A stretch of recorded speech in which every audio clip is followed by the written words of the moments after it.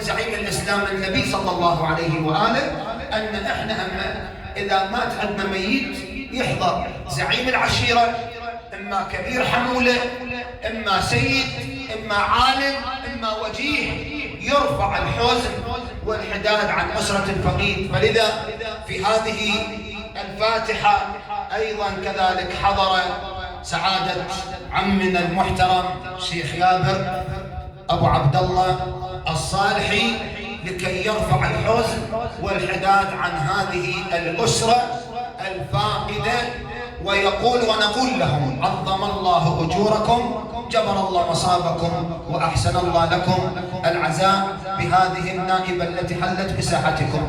قبل لا الأخوة يجون ويسلمون ويستلمون الهدية، أنا أختم المجلس. قبل لا تجون أختم المجلس. أنا مولانا الكريم عود على بدء حضر سعادة العم المحترم شيخ يابر أبو عبد الله يرفع الحزن والحداد عن هذه الأسرة، يقول لهم عظم الله أجوركم، جبر الله مصابكم،